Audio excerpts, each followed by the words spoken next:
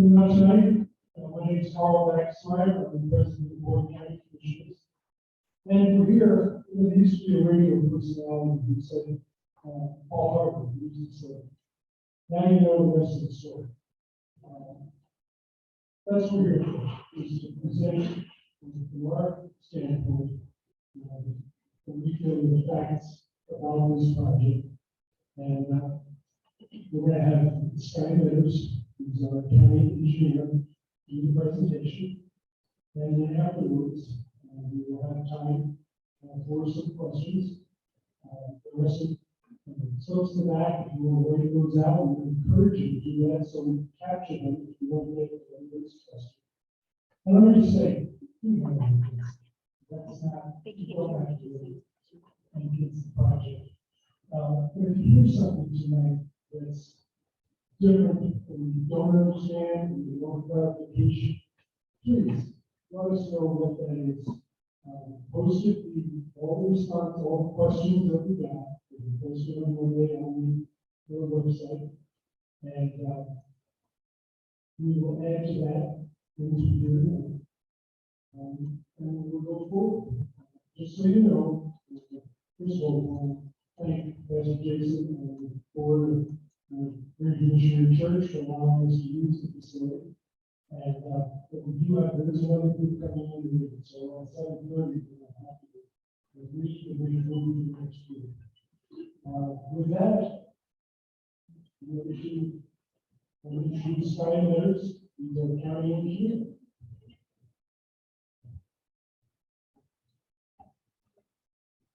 Hi, I'm not background.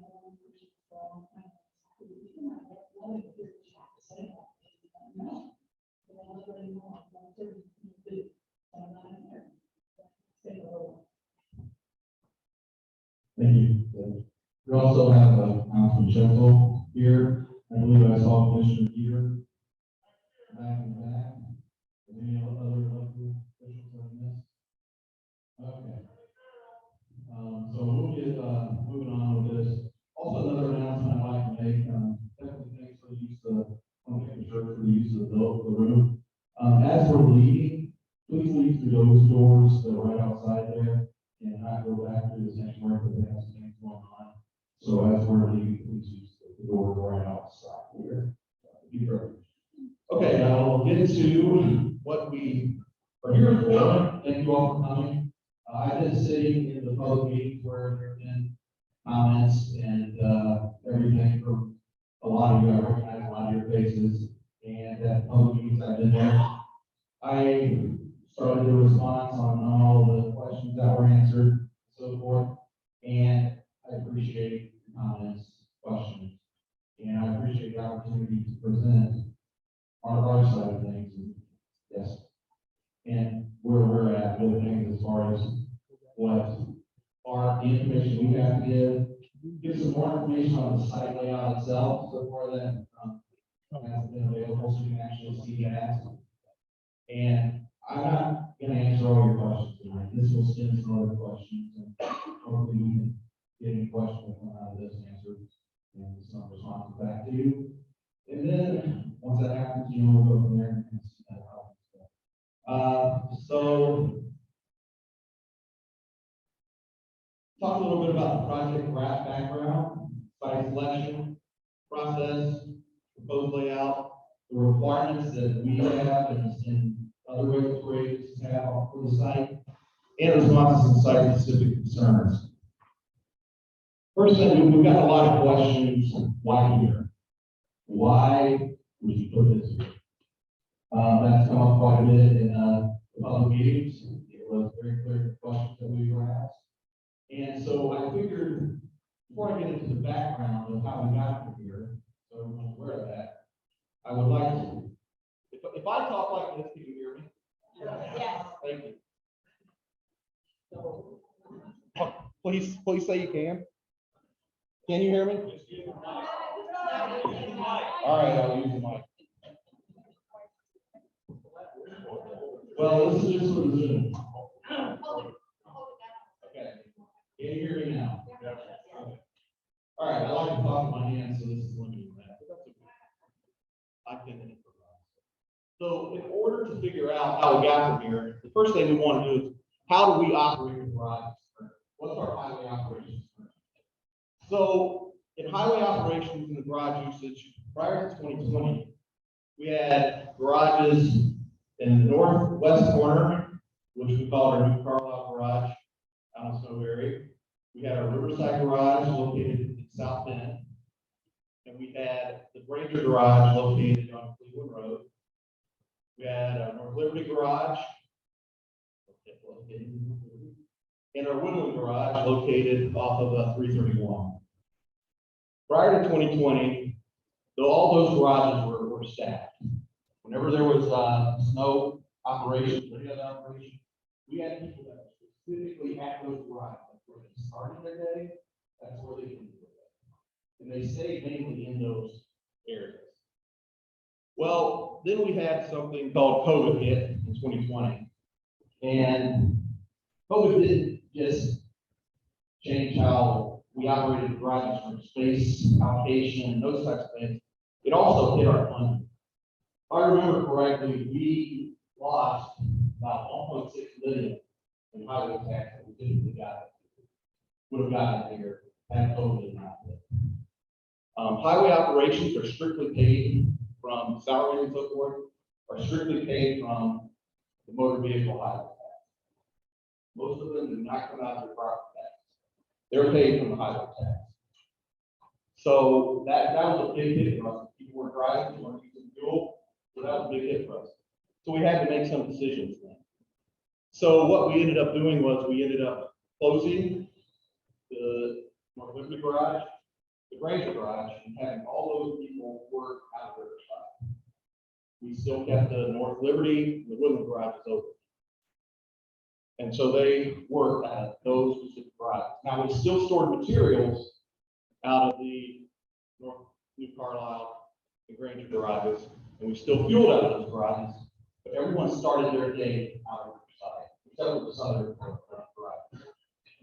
And that's pretty much how we currently operate. We did this winter stage out of the North Liberty garage for winter operations, for what winter operations we had. Like Air Force, we had a couple minutes along the road, other than that, it's like winter. But we did stage out of the New Carlisle garage and it worked fine. We still got material and fuel at the existing Granger garage. So we still had that facility there. So that gives you a little background on how we currently operate. So with that said, I want to get into the highway consolidation project, which started around 2017, 2018. Now, a lot of this is coming from other people's memories and me asking questions. I didn't start with that. So a lot of this is just answers the questions I've got. So if we try to dig too in deep, I'm not going to be able to answer some of those without going to some other sources. So in 2018, there was a move to look at consolidating the highway garages. So you can see on this map, the first swing we took at this was getting rid of our garages. You see the central garage on here. That was a garage that was in service for quite some time, but it's now where the police station is at, county police. But we were looking at putting in 3 garages in the county and decommissioning the other sites. We looked at one in the northwest at Snowberry, one in the south at Pierce Road, State Road 4 and 931, and then another site at 331, at 631. And then we looked at the area on Douglas and Capitol. Due to land availability issues and project costs, we decided to go from 3 garages to 2. And what that was looking at was a north garage and a south garage. So we're going to take the south garage, we're going to leave that alone for a minute. So we're not going to talk about that. Talk about the north garage. We had looked at a site located near the intersection of McKinley and Bittersweet and started looking at what that would take from a design standpoint, what was actually out there in the soils, utilities, and those types of things. We got moving along and had talks with the landowner, and at some point during those conversations, the land became unavailable. And the project cost was getting pretty high. So with that, we came up with some more criteria. Well, let's look at land that we currently own. And where can we put this storage garage on land that we currently own? So then we started looking at that area north of our Riverside Garage, from the Chet Wagner's area, that's property that the county currently owns. And we were looking at a campus similar to this, for a main highway garage. And the way this was supposed to operate was, there would be no satellite garage. Everything would come out of this garage. Everyone would start their shifts there, they would get salt there, and go out and do the job. If they had to fill up, they'd come back to that area. Once we started looking at the operational efficiencies of that, and then also the cost of the overall highway garage, we decided to step back. Let's take another look at this from an operational and management side of that. So we sort of changed our overall highway strategy at that point. So the first thing, one of the main things that our highway does in the winter that has to do with time and response is our snowplow coverage. And so we did a snowplow analysis. We had a consultant do this for us, where they looked at our existing operations, did an analysis of that. So that would mean starting at Riverside, getting out to all the different quadrants, plowing. How long would that take? Then they did analysis. Well, if we have satellite garages in different areas, how long does that take to plow? There's several analyses, and we looked at different things, different garage area boundaries, different personnel, different number of trucks. I mean, we did a lot of things to look at what the best scenario was. And what we're dealing with is we have about 1,040 centerline miles of roads in the unincorporated area. That doesn't include South Bend, Mishawaka, Lakeville, Walkerton, North Liberty, Roseland, those areas. That equates to about 2,100 plowable miles. And the kicker here is not just the lanes, the roads, but highway roads, local collectors, arterials, and cul-de-sacs. Cul-de-sacs, however, does anyone in here plow snow? Cul-de-sacs, they're buried. And that's one of the things we get a lot of calls on, and it takes time to do them. So those were factored into the time it takes to do. So based on that original analysis of our existing, the theoretical plow times, and what that includes is starting at Riverside and going out to the plow routes. And when they go out, the guys go out to plow routes, we try to pick routes where they can go out so that once they get in the county, they can put their blades down and start plowing. Sometimes that it doesn't work out with the number of people that we have on the different sites, but we try to maximize plow time. 62.9 hours, so 63 hours to plow this pink area, whereas 23.5 hours to plow the others.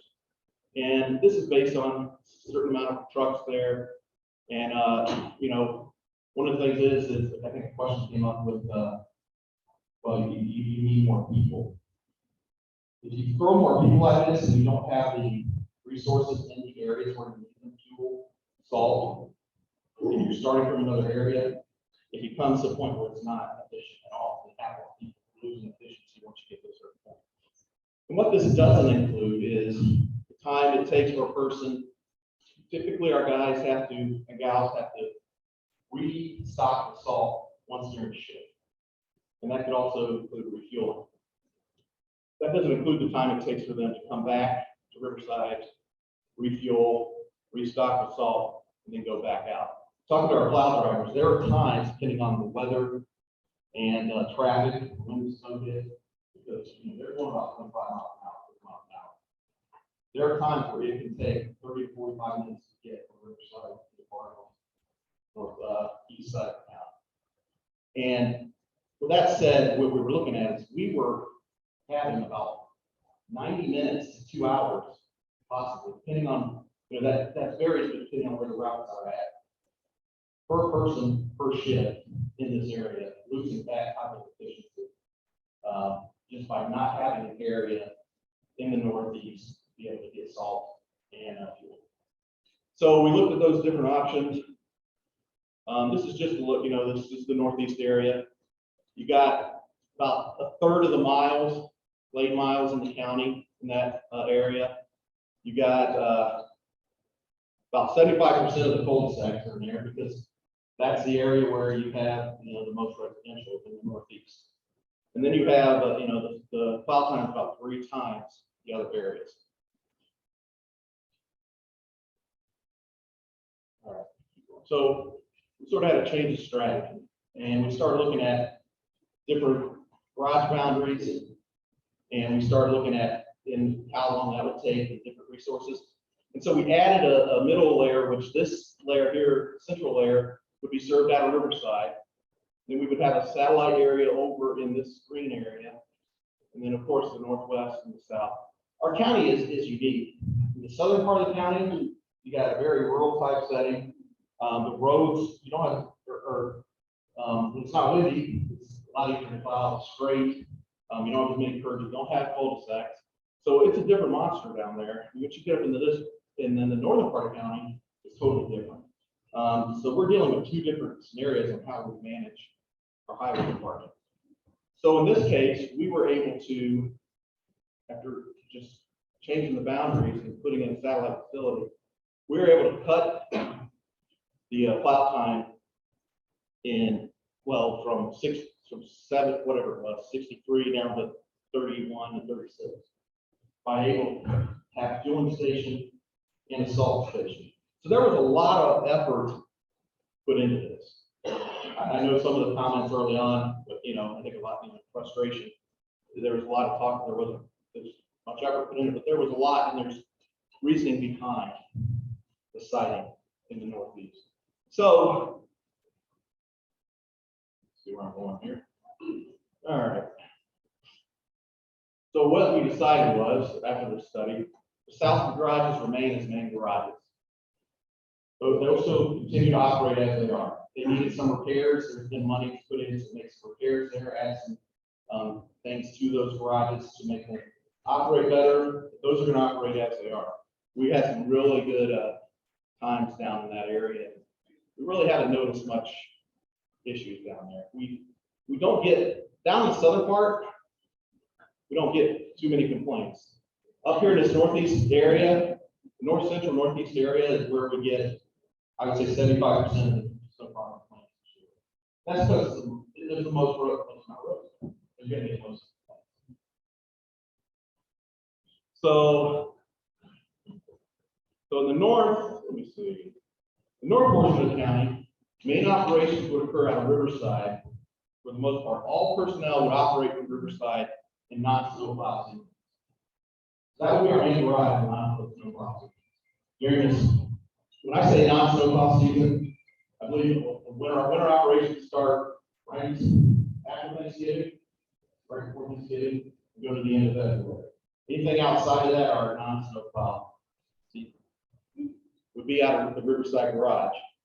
At that time, there would be no one starting their day or ending their shift at Carlisle or the proposed Anderson site.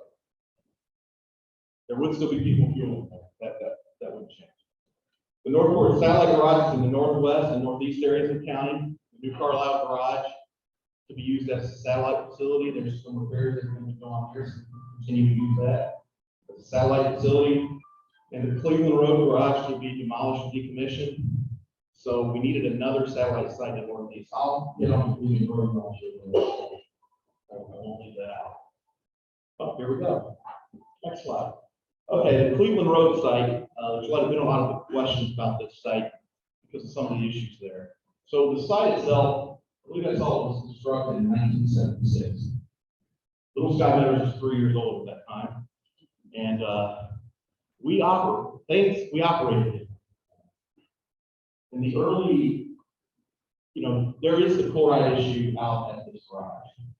But what happened was salt was left out in piles uncovered. There was no salt barns that it was put in, it wasn't covered. And as it rained, it carried that chloride down to the ground, eventually into the groundwater. And that groundwater flows into some of the wells space. We don't operate that way anymore. We haven't for a long time. So I heard someone quote Winston Churchill on, if you don't learn from history, you're doomed to repeat it. We did learn. We do not operate that way anymore. But that said, the issue is still the site. the issue is still there. We've been working with the homeowners. When I say homeowners, I believe I heard it once referred to as the devastating and catastrophic Judy Creek salt contamination issue. And no one wants to pollute anything. That is, we do not want to do that. But in this case, it's happening, we're dealing with it. But we're talking in terms of, we've been working with 16, 20 homes. I'd like to let it be 0. But from what happened in the past, that's not the case. And we're working now to mitigate this site. Sorry. To mitigate this site, go in, remove the higher levels of material out, demo the buildings, put in metering and monitoring, and then meter and monitor over the course of so many years until we're sure that we really reduce the problem. So that's why this site is not available. It would be metering and monitoring after decommissioning. And I just want to reiterate, this is from stuff that Health happened in the 80s. We do not operate this anymore.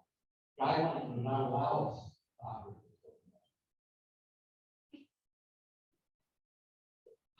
anymore. I don't want to start the. You're wrong. Yeah. You're wrong. Yeah. Okay, we're going to keep going.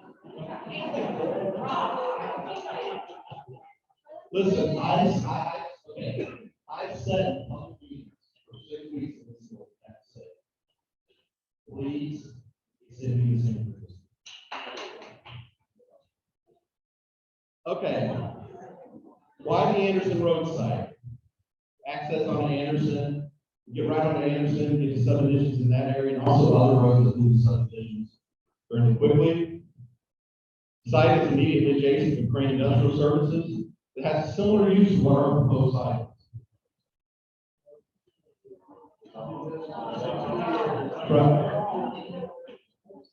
Provided the opportunity to work with St. County Parks to reduce duplication of facilities.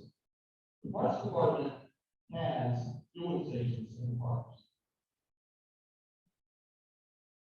They don't have to do that on this site, they can use this site. They also could use it for storage of their equipment, and that's why we came in with this. And at that time, they thought it could be a good idea. Layout provided room for setback activities away from the roadway, and the land being owned by a county entity made it financially viable. That was one of the requirements. The land is owned by a county entity. Otherwise, we're going to be spending another $5 to $100,000 million taxpayer money for land. That's why you look at this site. That was one of the reasons why. So this is what a lot of you have seen, this preliminary master plan. This was shown at Parks meeting.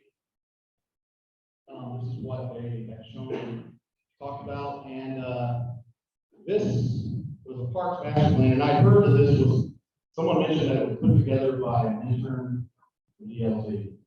The intern worked on conceptual drawing for the park. The siting of the garage was not an intern work. Either way, it was done under the direction of a professional landscape architect. So the siting of the garage was not something that was put together by an intern. Okay, so here's our proposed layout for the garage. This layout shows a full build out. I'm sorry, guys. So it shows the full build out. So what you have here is this is the Anderson Road. This is the road coming in here and extending up into the site. And this, the plan is to build this in phases. I'll show you that phase in a second. This would be the salt storage barn. This area you see here is concrete. The above ground fuel storage tanks would be located here. The fueling pumps here. And this building would be where we would stage and store the trucks in the winter season. Stormwater detention here. And these trees would be, we plan to save as many as fit there, not get into the forest in the back, save trees here, and then landscape buffering, part of the MOU that was that has not been approved by the parks, sent to them, allows them comment and consideration on what type of buffering.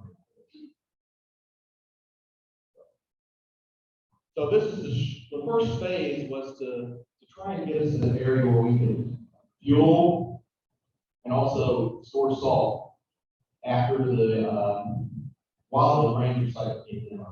So we didn't lose any operations from that standpoint. And so phase one would include building the infrastructure to get back here, putting in the salt barn, and then the fueling stations and the tanks. And then also start on the buffering. And then, the wrong button, we'd come out and do the full build out. So what we're proposing is a salt barn with 2,500 capacity, and I'll get into the details each here in a second. 2 above ground fuel tanks with secondary containment, 5,000 gallons each. The fuel at all our other locations are 10,000 gallons each. Put that back to 5. Fueling station with diesel and unleaded, and the garage building for safety vehicles and staff in the winter seasons, and also shared use of the parks. So we did a geotechnical investigation. We know the groundwater. We knew it was high groundwater. We did the borings, and borings ended up being 4 to 7 feet, not 4 to 7 inches, which was in the Tribune. There's sandy material with lenses of clay. Not ideal, but it does mean that you can't build there. So salt storage and handling. So here's how we plan to handle the salt. All salt will be stored under the roof of the main salt barn, which will be here. Salt will be loaded under the roof, and all activities with salt will occur on concrete pavement.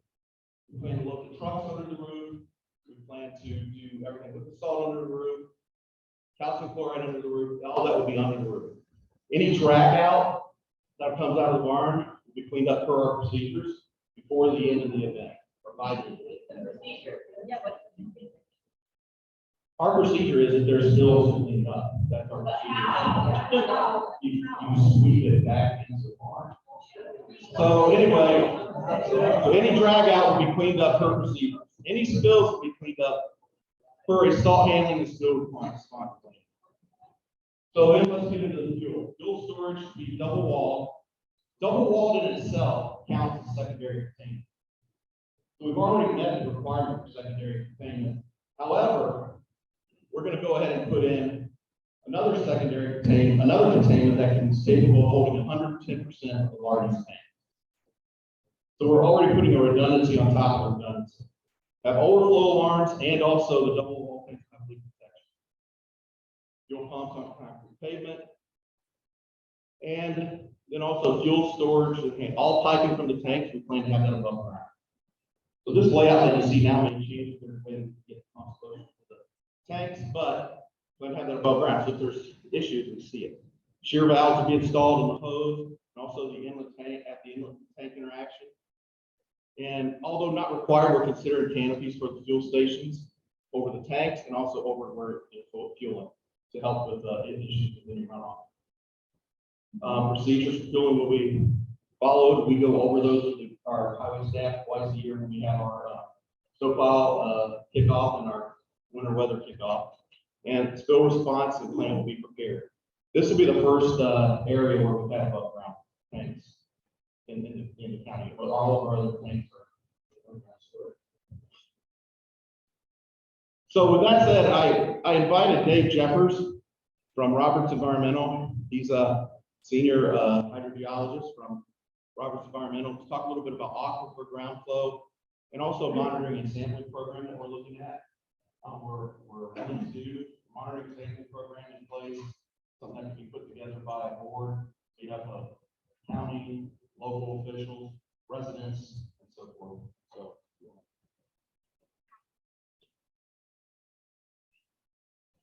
that's what we're doing.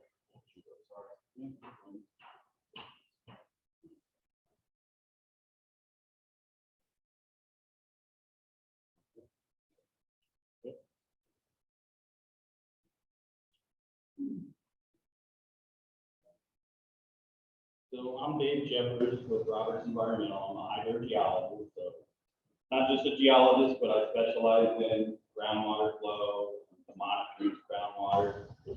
So you can see the slide. Yeah. There we go. So how we normally design a groundwater monitoring program, we kind of first look at the resources that we have, and there's a good one. The DNR has, it's a groundwater sentimetric surface map, so it's surface contours, it's a magic contour map of the groundwater table. So here we are up here, section 16, southwest corner, here's the toll road.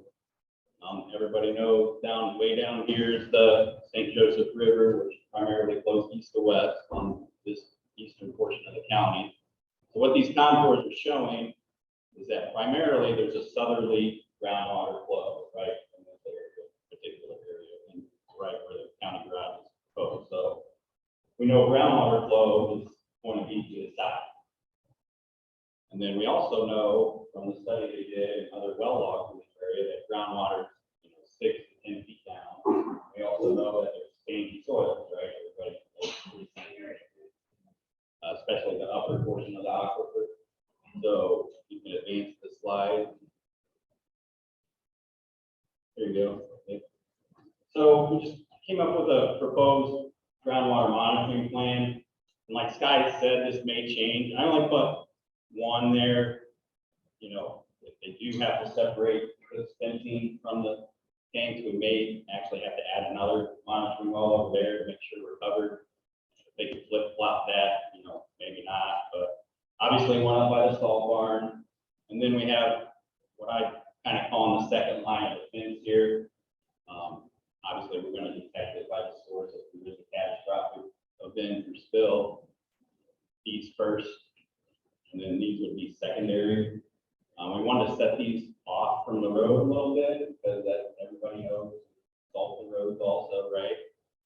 And then this is stormwater, and then I don't think Sky mentioned down here is their septic. So we're also going to monitor anything coming from the septic as well with these lines down here. And go ahead and advance it. So I was going to do a joke because I knew JC's 4-letter in place to work with. But these aren't the kind of wells we use. If you can maybe want JC to use, but don't. Go ahead. So these will be, you've probably seen them at gas stations before. You've probably seen these in the ground. Monitoring well, you walk over, you don't even know what it is. But really, it's a stick up to PVC. And we may actually put these in, just one's proposed in the woods there on the corner. So you may see something like this out there. And then the ones up by the salt garage and the fencing and AFCs would be more like this. But this is what you would see if you're just walking along. Go ahead. So in the same plan analysis, we would do low flow monitoring and that ensure you're getting fresh water from the aquifer. We actually test the temperature, conductivity, pH coming from it, and make sure we're getting fresh water from the aquifer before we sample. And we would do a baseline then. So before they put fuel, before they put salt out there, we want to know what the baseline is. Because there's actually natural chloride in the water. And obviously everybody knows out here, everybody needs septic systems. So there's anthropogenic sources from the septic, and then the road salt. So we want to get a baseline of what that chloride level is so we can use it in the future for comparison. And then we would sample for fluoride. And these are polynuclear aromatic hydrocarbons that's mainly associated with diesel fuel. And then gasoline, we sample for volatile organic compounds that would be benzene. We actually sample that also out of Jude Creek. We normally pick the 2 highest homes that have the highest fluoride. We also sample for DTEC. And we've never had any detection out there, even though those tanks are underground and could be above ground. And then so fluoride, just to get into the specifics of the spill, the PAHs and VOCs can travel a little bit farther, but the PAHs not so much. So we would see that in the source, what I'm calling the source monitoring well that are right at the dispensing station and right at the above ground storage tanks first. Everybody knows the fuel flows on the water. We would have our wells straddling the water table. And then the fluoride, that's a little bit of a different animal. You're going to have fluoride ubiquitous out there. It would take a catastrophic event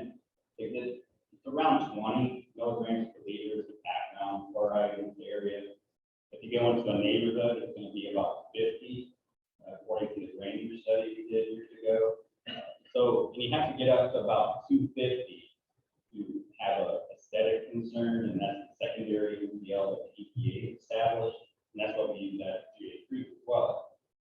So we would be interested in Zach chloride, obviously getting above 250, but we would take that background, whatever that is, 30, and then if we start to see a trend of that going up, particularly by the salt garage, well, we would say, well, something still, or we need to do, guys, we need to do better at housekeeping measures, and then we would also check that line of well along Anderson every time. Okay, we're seeing a little bit of a hike here, but we're not seeing it on Anderson. It's not a significant event, but do better on housekeeping, things like that.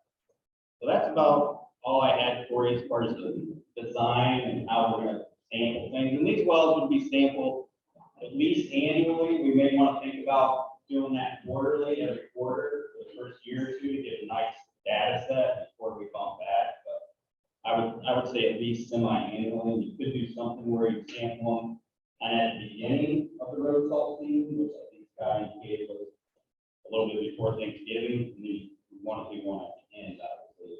So probably like in April or May. So that's the plan for now. Things could change. It may not be exactly where you saw them on the map, particularly if they change where they're going to put things, but in general, that's the plan for the groundwater. Thanks. Thank you, appreciate it. And like I said, with that, we would have a committee made up to come up with that sample, and then also a committee to review the results. Made up of citizens, local experts, health department, county officials, those types of things. Another item that was a lot of questions about is traffic. On average, we may see approximately 15 to 20 cars a day in non-emergency. Like I said, we're not going to be staffing out here. Those people we fuel, that would be county police, that would be parks department, that would be our highway guys, health department, anyone up in that area, that kind of vehicle could fuel in that area. That's not the only fuel site. All the other brands have fuel sites, but we fuel there also. Talk about that. So overall, it would be less than 2% of what is previously counted on Anderson Road. I looked at the traffic counts. What we would expect here would be spread out, and it would be less than 2% of what you would see out there today. Traffic type, our trucks, we have several different kinds of trucks that do have fire axles. That would be working out of there. Smaller Super Duty pickups, regular pickups that we use for other types of plowing, and then passenger cars. You would have tankers that would need to come in to supply the fuel, and then semis to provide the salt. And salt, fuel, we typically, on the 10,000 gallon tanks, we build it once a month, each one. So 5,000, we build it twice a month. Other items, there's never been talk of putting animal carcasses out on this site. That's never been an item that has come up, other than when it came up in public meetings, a question was asked. Good question. There's been no talk of that. Highway garage is a special use in county residential, single family residential. So there's a procedure. It's not automatically approved for that residential. Has to go through a process to be approved as a special use. Sorry, everyone's commenting. I apologize, everybody. It has to be approved as a special use, and there's a procedure for that. We first have to go in front of the area board of zoning appeals. And then they would make a recommendation to the council. Then it would have to go in front of the council. In both places, there would be an opportunity to speak in for and demonstrate. So it's not automatically a special use because of the change in the ordinance last year. Change in the ordinance made it so that it has potential. There's still a process yet. Similar to rezoning, other than rezoning, you go through the area plan commission. So there is that procedure that would have to be followed. So housekeeping, that's one of the things I think you guys want to talk about. When I brought this up to our highway guys, they heard the public hearing, they're pretty surprised. There's one thing you got to understand. Our housekeeping has been very good. These sites,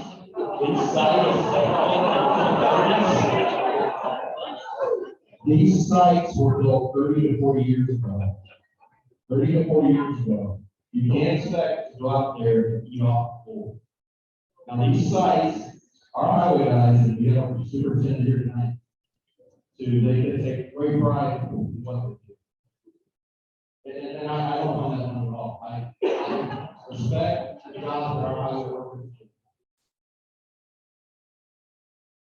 And also previous, I went back and looked at previous reports, because I knew there were previous reports that were done where they opened kitchen houses.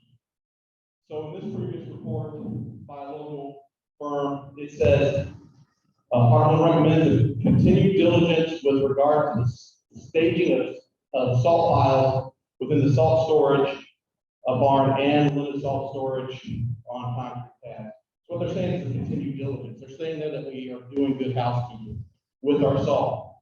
And then also the chemical storage. The chemical storage appears to be following strict protocols to prevent spills. Recommends the continued diligence in regard to storage of chemicals and waste generated at the site. Are there areas we can improve? Yes, there are. I would never say there's not.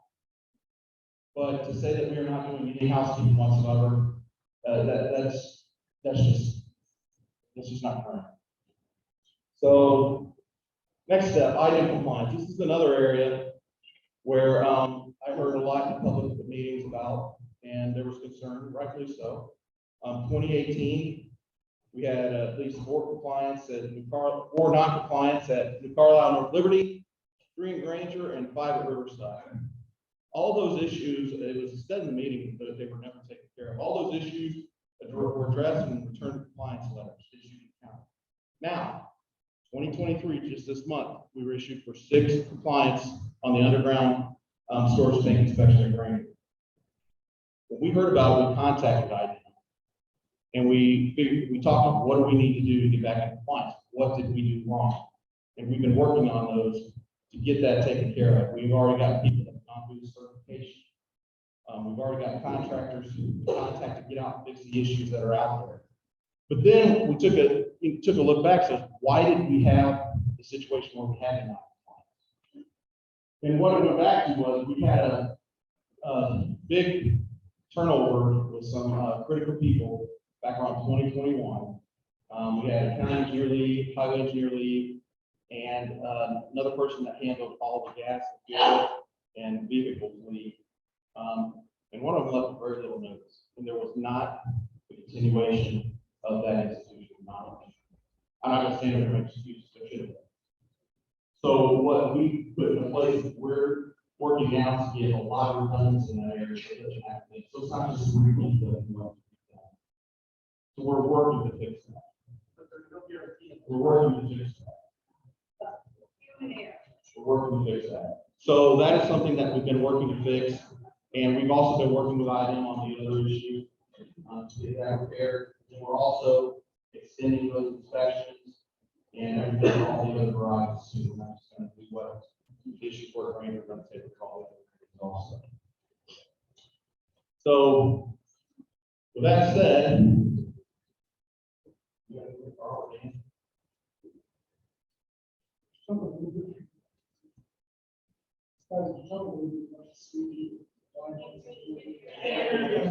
Sorry, contestants, we talk a little bit about the stage, and receive my support.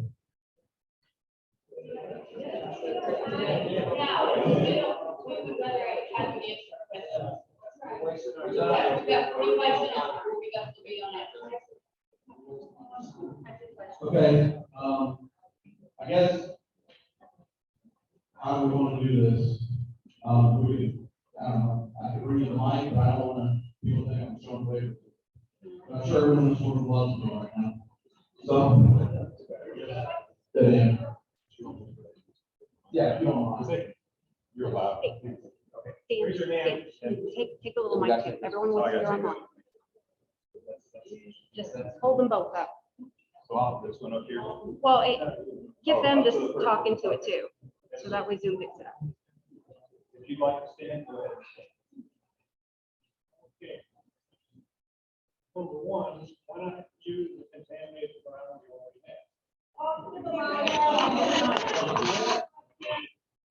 Never gonna change. You're gonna go out here, use 4 7-foot water table. I live down there. And people live across the street from this thing. The property line is in the tank. So your question is, why not use contaminated groundwater? Okay.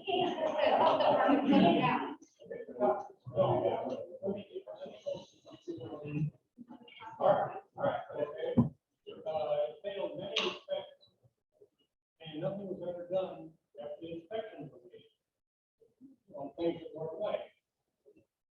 And then on park, we've got a park on the front. Why do you need another 1 mile away? The other thing is the wear on the roads. And we're falling apart already on the edge of the road, so we keep trucks down there. Now, many good ones. And we sell this piece of land, probably $2 million. That would finance a lot of stuff. And, it's a road where, I worry about, and if you got a piece of land, you can fix it up, make it better, but it's closer to the big roads, to get from different places. Out here, you're gonna be in the neighborhood all the time. I've been out here for 52 years, and I've seen a lot of things. Never really seen anything that's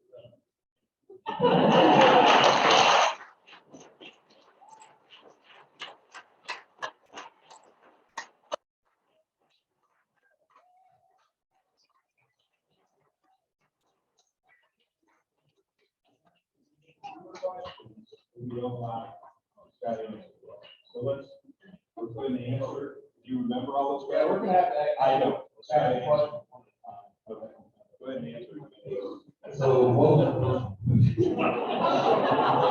Why not use Cleveland Road still? right, Cleveland Road, the site monitoring and measuring has sand and has to be put in place there. And it cannot be, Someone said it could close down by the health department. it cannot be closed down by the health park. This year time. Has Cleveland Road site closed down by the health department? Thank you.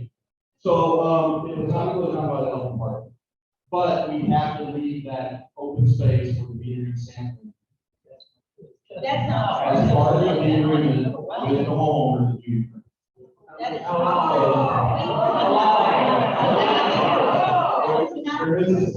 There is a testing criteria that you have to meet. How long? There's no testing, not mitigation. All right, who's got the next question? I'll get to the back.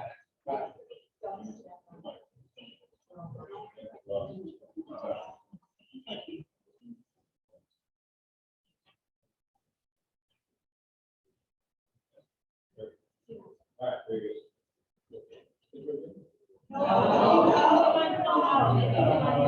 Yeah. Before I ask the question, just want to- when these are comes, I'm going to introduce and prepare for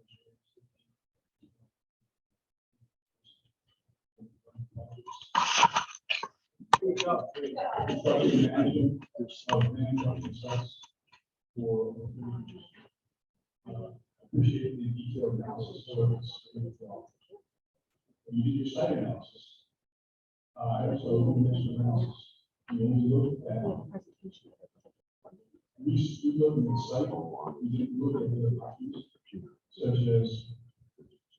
Racing, you said, people, which is the same. Which is the not doing analysis. You didn't ship all trucks. Based on what you have today. You did not go into the next year saying, what if I just add this to my staff, add it to my truck? And operate it at that. And we're primarily focused on one dimension, which is the performance and focus on the dimension of finding the site. So I would say you do that. this is your national cost of analysis. Second option, second issue. Your entire presentation, everyone here, was talking about what to do when something happens, what is still. That is not prevention, that's detection. Modern manufacturing, modern operations looks at prevention rather than detection. Where is the plan that will prevent the spill in the first place? That's the way modern manufacturing is.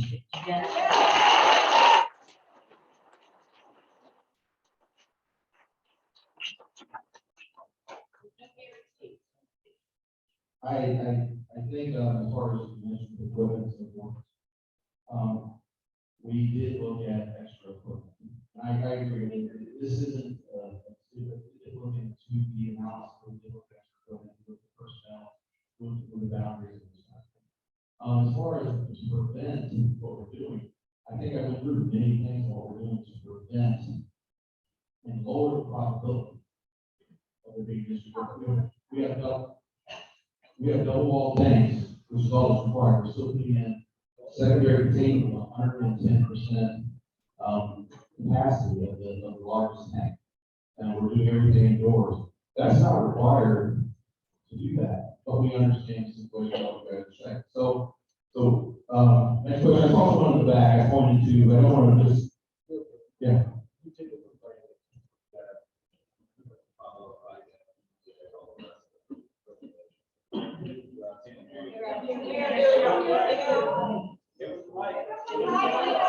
Yeah, some of the things we didn't get into was, we have to meet all federal, state, and local requirements. We're going above and beyond that. But we also have to meet, we are in S4, which means we have to have plans for stormwater, what happens with our runoff. That plan is updated every year. Our staff's training on that. There's stills, our storage of the materials and how that runoff affects that. Making sure that we're not putting anything into the system from the stormwater runoff. So it's a lot of things in place that have to be followed to look into those items.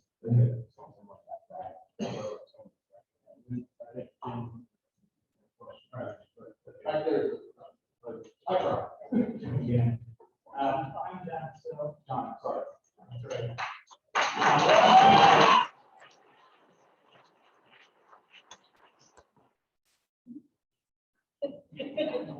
My question is for Councilman Shelton. After the last commissioners meeting, you stood outside and told us, we stood here and listened to your presentation. Any questions that you have? But if you didn't, and you still did not want this correction, you make every effort.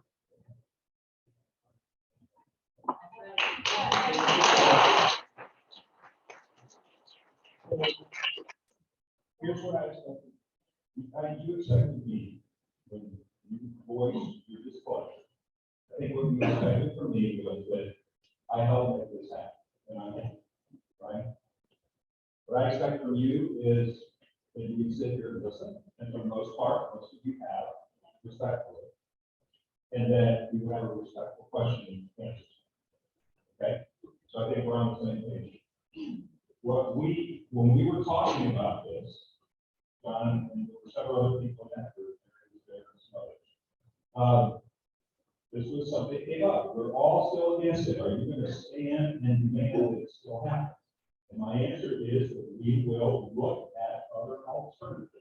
We already are doing. We're not where we think we have a great plan. We think we have a really good plan. And I think you've seen a lot of the safety measures that make this much different from what happened at the road. I mean, I think if you look at the pictures, you see that. But we are listening to you. And if we respond to the next couple of weeks, as you know, Dan, we appreciate your effort. Thank you for showing us the plan. We see what we're talking about. We still don't want it there. I promise you, John, I'm taking that serious. Okay?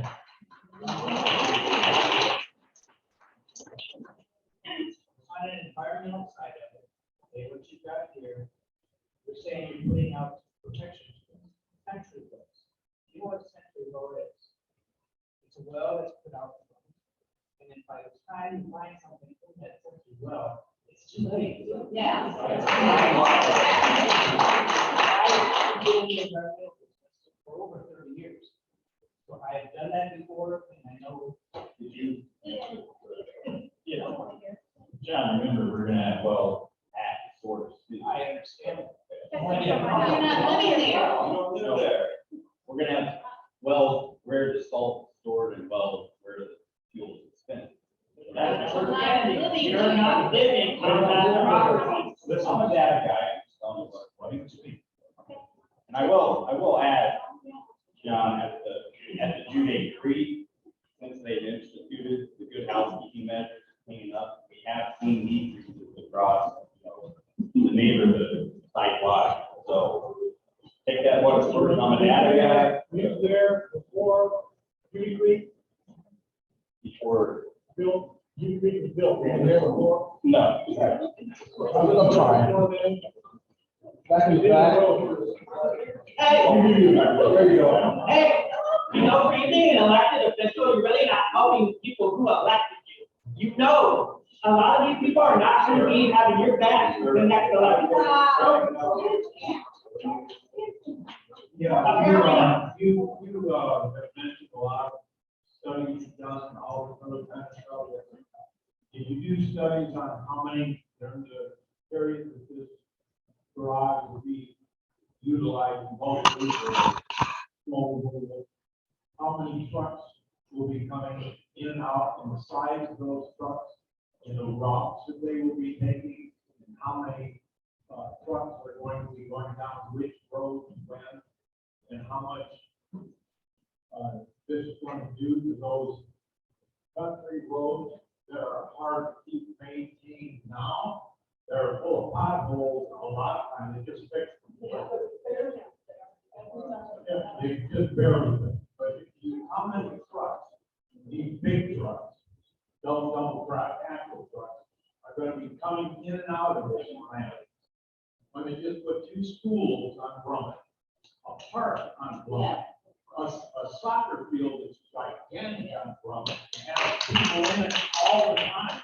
Matter of fact, you can't even walk around the neighborhood. The streets are so small, you have to get over in the weeds because of the traffic.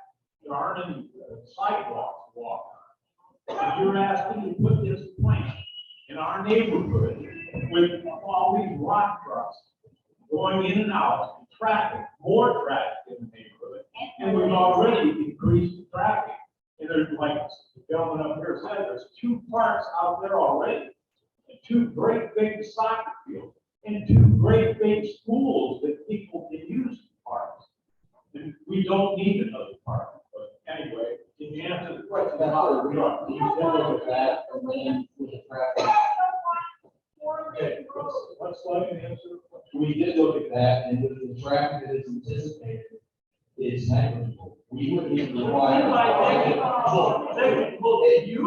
there was, if there was a private developer that's coming in there, you would see more traffic on something than you would see here. Now, granted, you're gonna have to trucks, and the road, that is an issue. We're working to fix it. If it gets to the point where it's handle traffic, we'll fix it. I mean, we're working on what we're working on. I can answer that. We have actually put an extra overwhelming number of pushing roads because we want to try to push back those roads that are the greatest for putting an extra $6 million this year. We've already assigned an extra $6 million to help fix our roads this year. So we are addressing roads. Hi, I'm in the qualification. It's another lot of 1,000 foot from the proposed site. My kids travel the road every morning for all 3 of them. My question is pretty simple. If we don't have this garage here, where do we go? And secondly, right down across from Horizon Elementary School, we have the solar, thousands of tons of salt. Example of what we have on here. Why are we talking about that?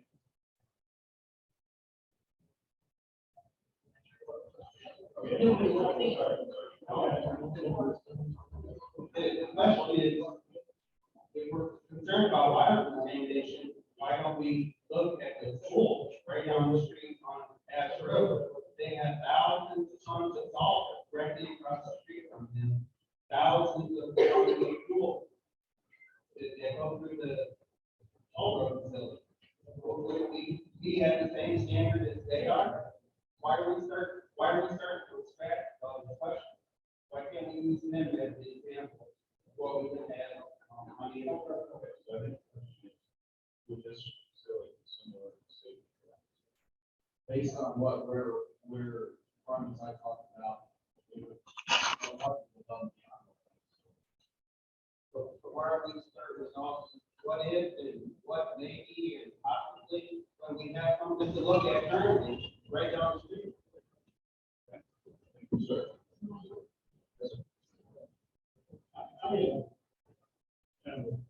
I have a statement to make, but, yeah, starting with that is what we need to do.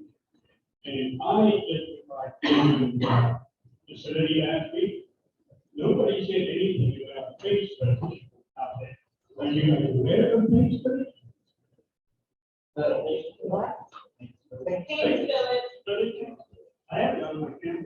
Yeah, I know what you're talking about. That is paint that we use to stripe the road, and we did test stripes there. None of that paint went anywhere but stayed on the pavement. If we can't put it there, then we can't get it on the stripe line of the road. That's no different than stripe the line. No, you think about. That's pavement, that's not gravel. I can guarantee you that place is there, I'll consider pavement. Depending on, I would be fixing that.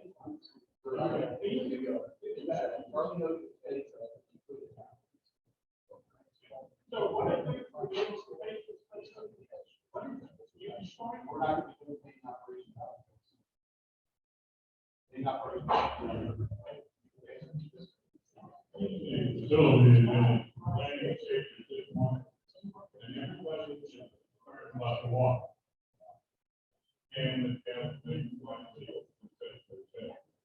and you'll have piles of slurry steel and things like that that are going to have to be on the hill. Why do you not just put a membrane under the facility that will collect whatever leachate comes through into it, and you can pump that into a surface tank and remove it as required? Because that's all the problem of the membrane. Because you seal it up with the membrane.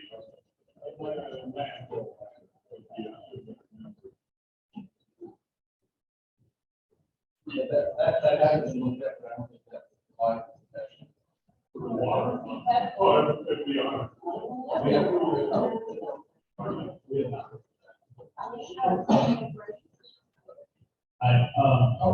Two questions for me. So one, I saw a gray area on bathrooms and departments. So the big question I would have is what are the sites that the county has? We not pull anything on top of what the normal side of the other sites where we put this section. So that'd be question number one. And then question number two, the park does go through and we continue to grow as we have been for a year. You guys are probably gonna need more trucks, we're probably gonna need more personnel. So what happens to this garage when we have 70 acres now, and that has to grow in the future? Is there more acres that's going to be pushed over this to make this bigger? Or smaller?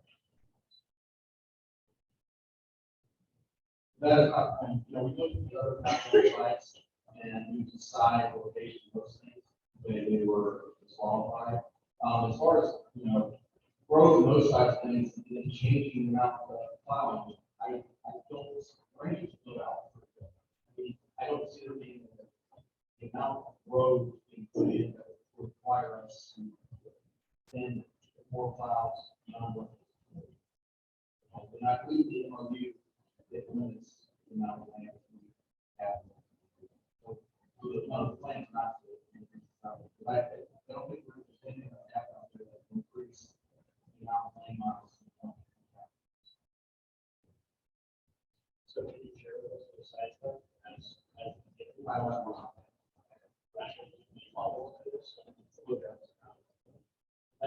takes action. The free area. South of the park. Anything that was gray is areas that we cannot protect. But it is, right. No, no, sorry. Okay, I heard nothing but very good report of a person.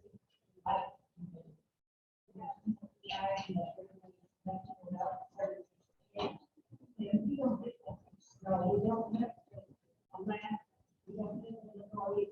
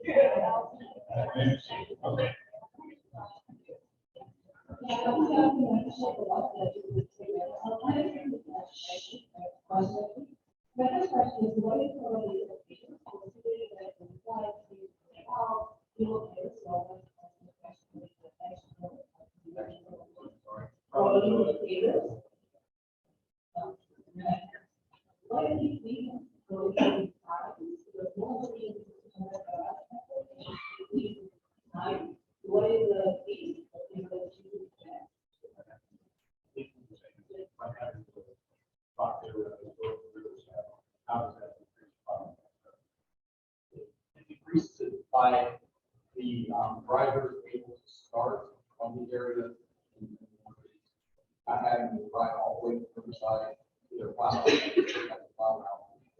And driving within the city, pick up the plows when they're in the city limits, and then they had to drive out to the plow, get on the route, and when they ran out of salt or gas, and then they drive all the way back to the plow. Where we had also, they don't have to drive. The road number for other members. Okay, I'm sorry.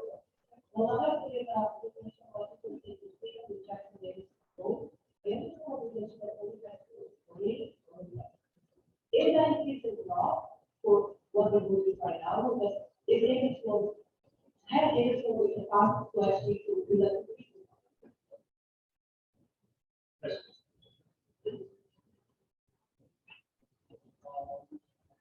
So I'm not really, I think that's kind of concerned about the situation of the and I also did a lot of research. I was having trouble finding information on the analysis did on the soil and water impact of some of these concerns. And so I just wanted to ask if there's a place that online is influencing with your analysis of soil and water and possibly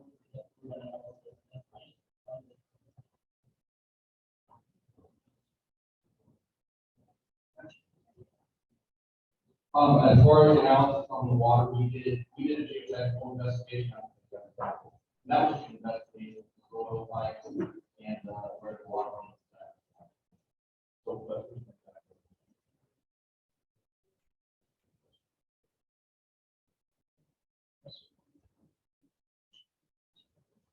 I'm here to represent a property that borders the park on the west side. You are going to be visiting our right, which is private property, doesn't belong. Yes. I know where the property line is. Also, I have tried years to make a building permit. Been turned down year after year. And you're gonna know the problem. I cannot go to games.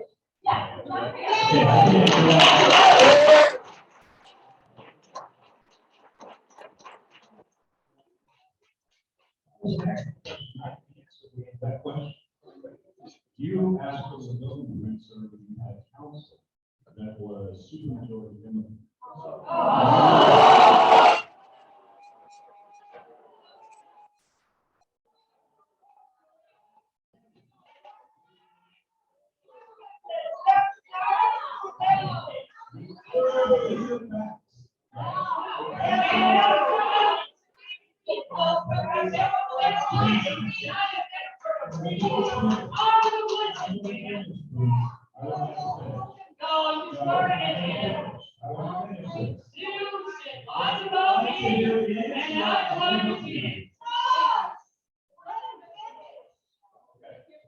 So you asked for permits during that period, right? Okay, they were not interested in getting those. They were not. Okay. You can come and ask the council now.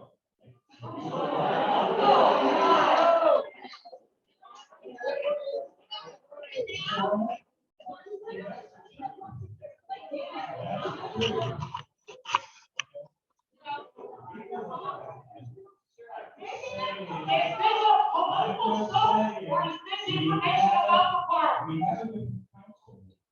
And so we may look at it. Okay. We have a council. That may be what.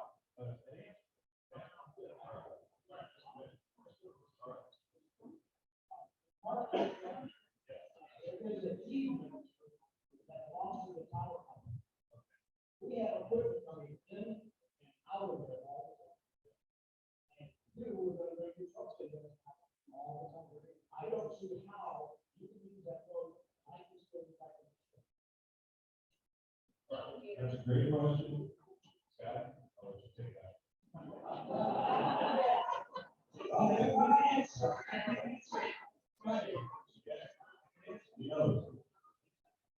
What the site plan shows was what we thought would work best for one location. We could easily shift that drive over to the east and not. We would not have to take one. We would move it off the side, and have to take more wood to practice.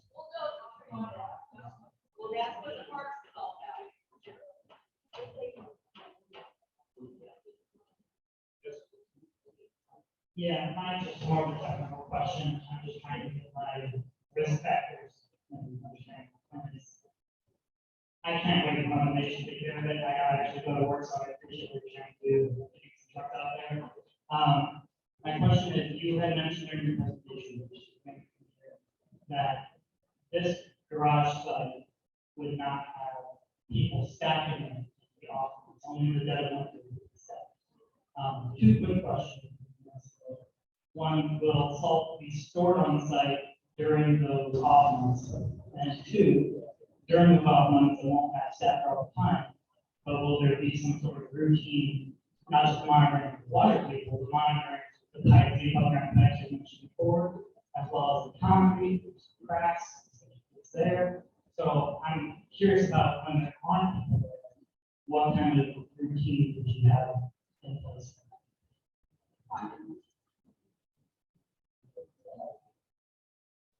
During the non-winter months, salt would be stored at that, so there would be salt inside the farm. We now throughout the summer, we're required by the state, the bidding process that we use in the state, to purchase a specific amount of salt. We do not go through that road in the winter.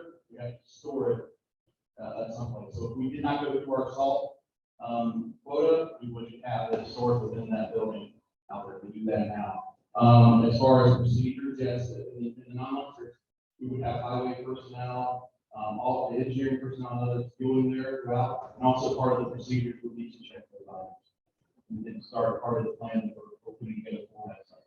Is there a specific job title for that? Like, is that just like truck people or just? Well, it would be, right now, we're working to get Class A certifications. We've already got one person with Class A certification since the guidance inspection. We're working to get 3 other people with Class A certifications. We want to have for.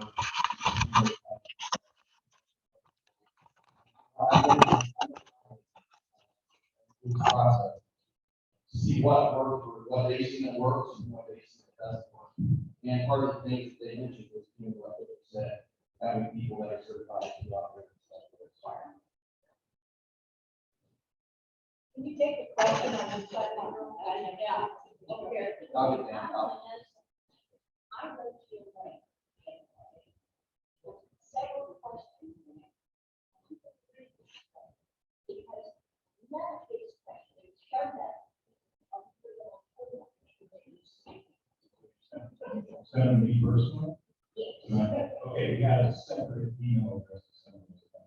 Yes, I wrote you. Taking all of our addresses from someone who is a traitor. Okay, now, this is what I asked you, and I want some answers. First of all, please. Let her talk. I mean, no one here. We are all, we may have different opinions about this. We are all here to serve. That's right. That's exactly what we do. I don't consider any of you out there. I don't consider you a traitor to anything. I don't consider you a enemy. And I think when you think about things that way, we lose focus on those. That's why you told him he was using for him.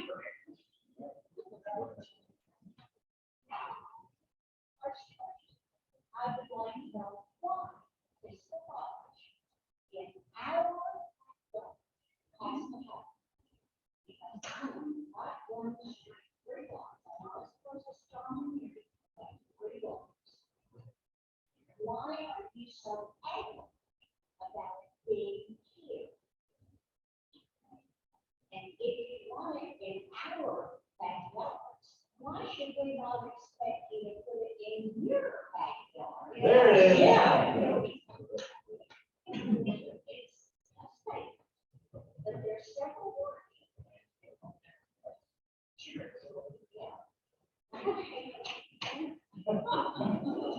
All right, so what am I having about? I'm having about this. I walk around camping. You guys want to do that position. There was 10 things that came up most often in my conversation. 10 over the list. And out of that list, there were probably 20 something that coming up. I took the top 10 things and I said to myself, I took this off. I'm going to work on those top 10 things. 2 of those 10 things were park on each road and their properties. What am I adamant? I'm adamant that I'm going to work hard to get those things done. I'm going to work hard to get that park on each road, and I'm going to work hard to get our roads plowed. That's what I'm at. At the bottom of the water. Exactly. Why are we out of the road?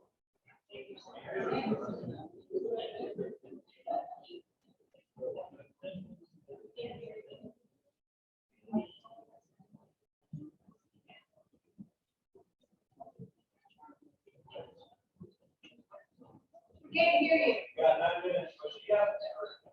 We can't hear her. We only got 9 minutes. The microphone.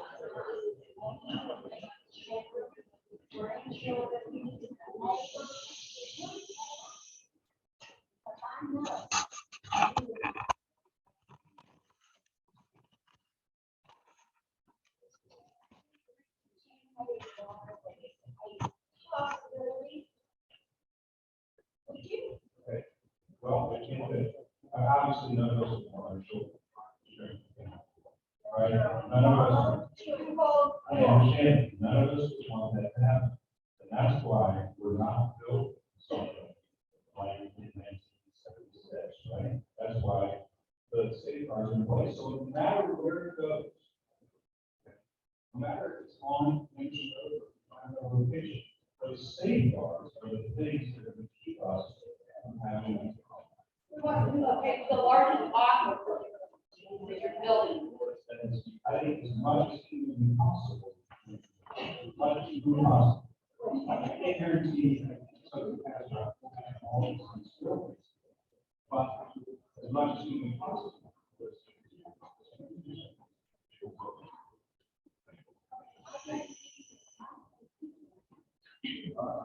I'll be over here now for some time.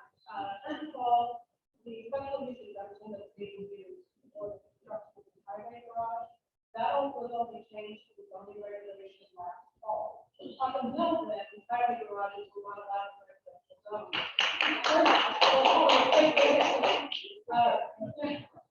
So why didn't you just go through the regular rezoning process and then instead do the special exception instead?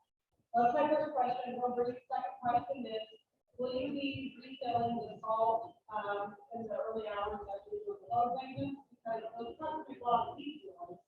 And, that might happen in the early morning. You've got a lot of houses going on overnight train. And they're probably gonna hear that at 4 a.m. unless that's not being done during the light hours. So.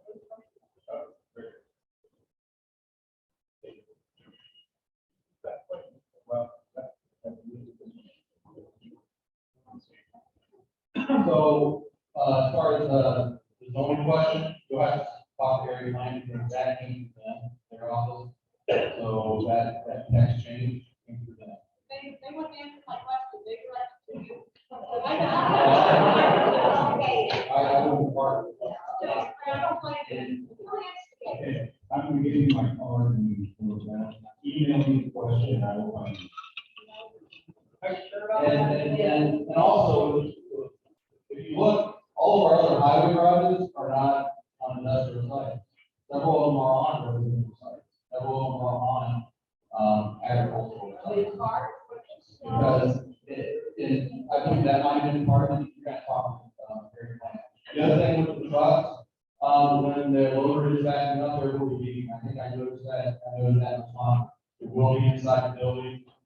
Shifts are usually start around 7, depending on the event, but if it's earlier, we need to start at 5. We do have a night shift, that's only, about 10 people. And so there will be very few out there at night. There's kind of very much. So there would be.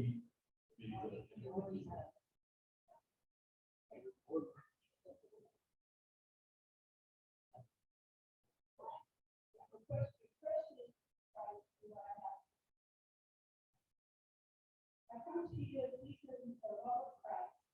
I stand with people who are not in favor of the garage. I agree with truth written in the state constitution by our forefathers. In Genesis, God created the earth and gave man dominion over the earth. God gave man inherent rights. People existed first. People created the state constitution to limit people from the United States Constitution to control and limit the powers of the government of nations. People created government, therefore, that people hold all political power. As stated in the Indiana Constitution, Article 1, Section 1. Our forefathers wrote the Constitution to guarantee freedom and rights, which would never be trampled upon again. The people took back their freedom by declaring their independence from being under the rule of a democracy and tyranny of the king. Our forefathers created the Constitution based on the common law, which comes from God's law in the Bible, to secure the inherent obligations and rights of the people. Therefore, we have 50 state constitutions that are applicable to state to state. Our forefathers were brilliant, that they knew someday the government would get out of control in man's selfishness and ambition to reason.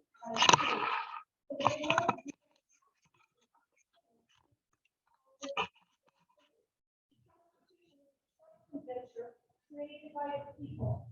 The elected are servant to the people, to do the people's will, what the people want, not what the elected servants think and like to be. That would be backwards.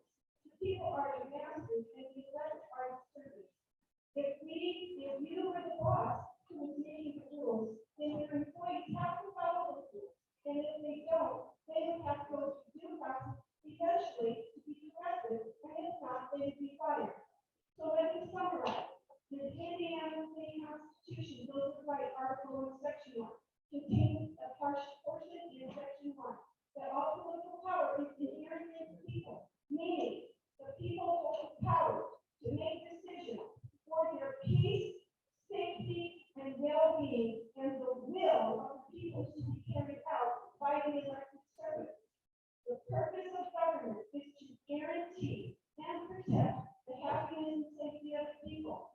people created government, but people existed before government. Charles A. Weisman's election of the maximum Newton law used the fundamental principles of law are universal, and they are accepted, true, and they have been proven and universally applicable. The maximum law says this: the main object of government is protection and preservation of personal rights, private property, and public liberty, and upholding the law of God. It is duty of we the people to bring and frequently instruct the elected. The questions and answers, come on, we can read comments. The question, these questions. You don't have to get it. There's a reason saying that the elected servants are not making decisions, not lining up with the Constitution. We must bring forth fundamental principles of the law and the law found in the Constitution and instruct them on how to play the areas of their change.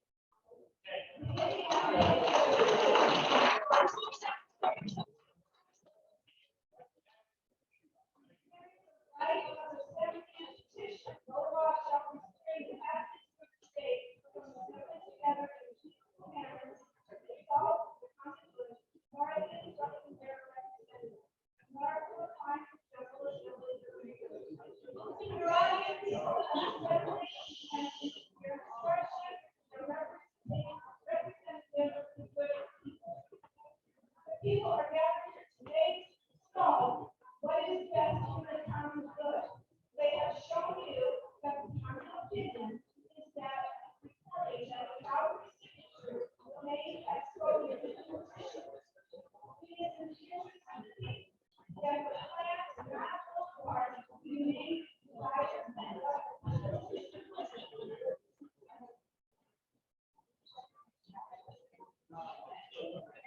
Hey, you're walking out. You're walking out.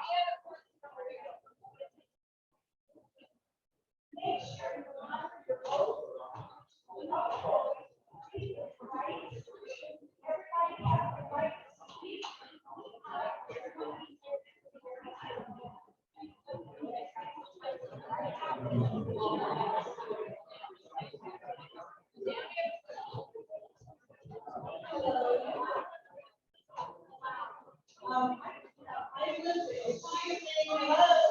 I lived in St. Joe County my entire life. I made it through the political study.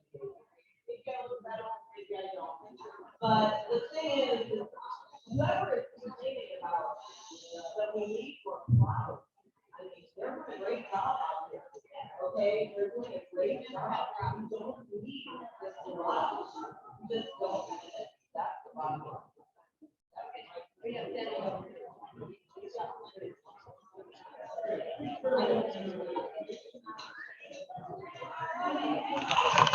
All right, please, stop now. I was trying to answer this question earlier. So I'm gonna ask you again. Please, for quite a while, they were all practices around town, throughout the state. Time and time again, the budget over, we lost what, 1.2 million or something for COVID, for highway funds? And again, what are they going to do? Some of this is for allied products. So I explained to you when we were beginning of the meeting, it's really on the left.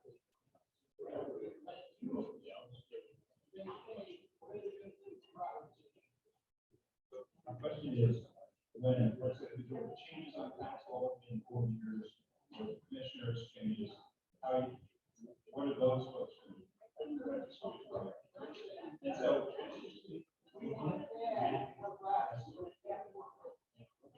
obvious only.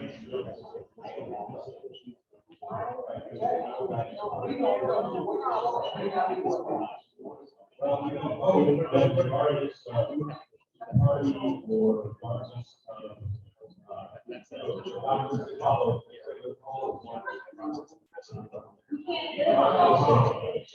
that's not really.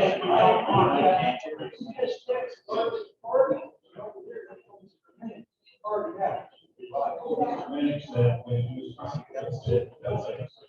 It's a difference from charging, right? Thank you. First of all, we have, thank you for This is very difficult to stand out here and answer these kind of questions. Carl Beckmeyer, thank you. Carl, I've known you for 40 years, okay? And I want to ask you this question, it's procedural. How did the county commissioners vote on the memorandum of understanding without this kind of public audit where people ask any questions? And secondly, don't you think that you put the park board in a very difficult position by having to act contrary to their mission?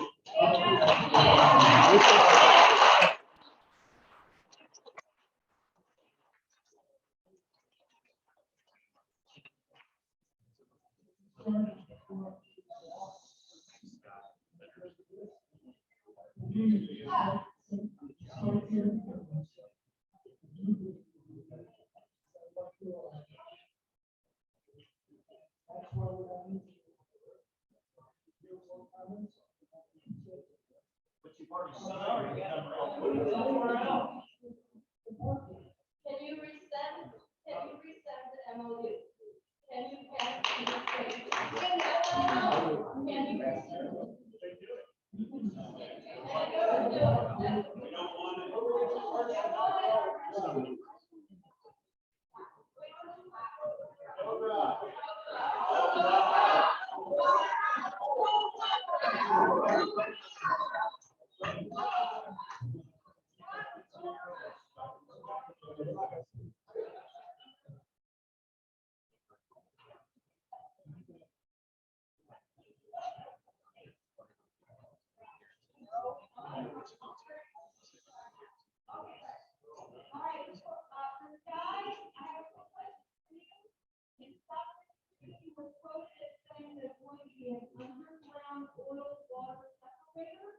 How does that work if there's a high water table? And then the other question I have is, when the county purchases property from the landowner, the agreement was that this land is going to be used for a park. Amazing Garage split. And Amazing Garage is not a park. Now, even though this might be an oral agreement, not written in the sales contract, for anybody in the county that might want to sell a property to the county, if you go against the spirit of the sales agreement originally, nobody in this county is going to want to sell to the county. Because people will hold up their end of the bargain.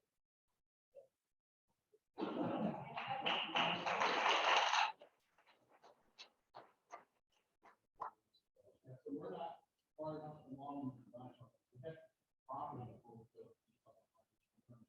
But if oil rigs, separated from work or whatnot. As far as the property ownership, that's not my fault, but that would be a question for the Parks Board because they are going. Folks, we are 7 minutes over. I wish I could answer everybody else's question. But we can't. Thank you all for coming. I understand that. Thank you all for coming. You have heard you. Thank you. Everybody, And we appreciate